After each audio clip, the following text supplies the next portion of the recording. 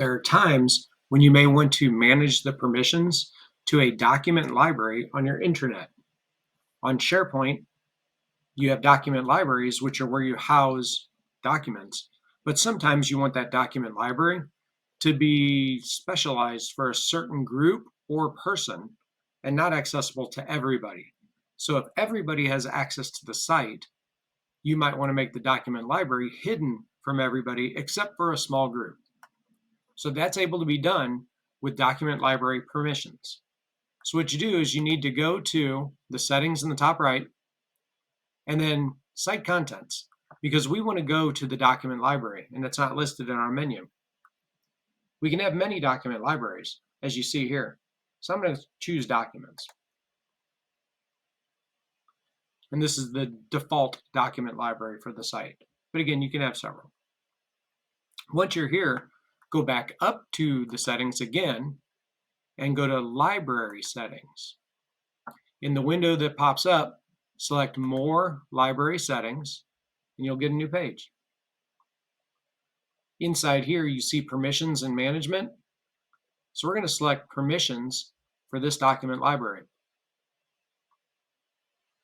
Now, by default, the members, the groups are the same for the document library as they are for the site.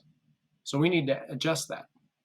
So we can click on members. And we see that there's nobody in here that's a member of this. We can add specialized people if we want to add them to this, and they're not a member of it. We click on visitors to see who's a visitor. We see test user is a visitor, which means they can read what's in this document library.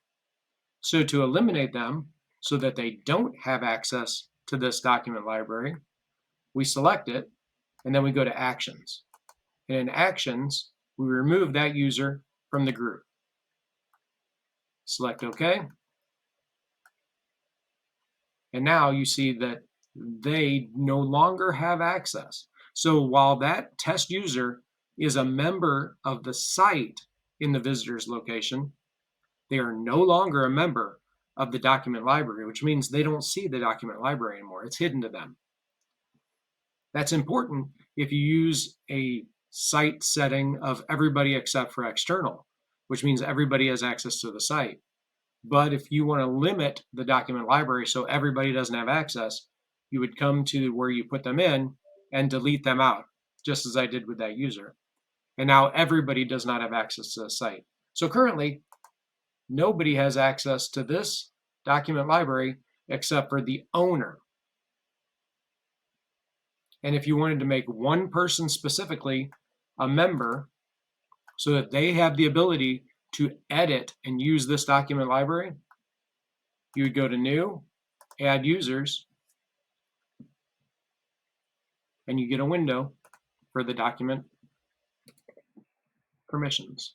So you start typing them in, you select who you want, and you can share it. Again, show options. You can email them letting them know they see it, or you can uncheck it so they don't receive an email, and then you share it with them.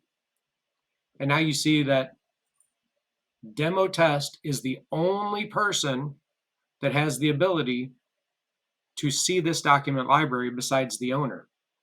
And since they're in the members group, they have read-write access to it.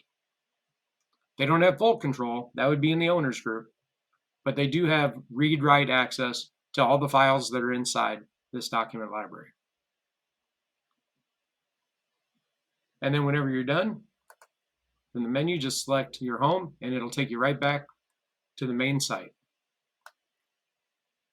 All right, so that is how we manage the permissions of a document library within SharePoint.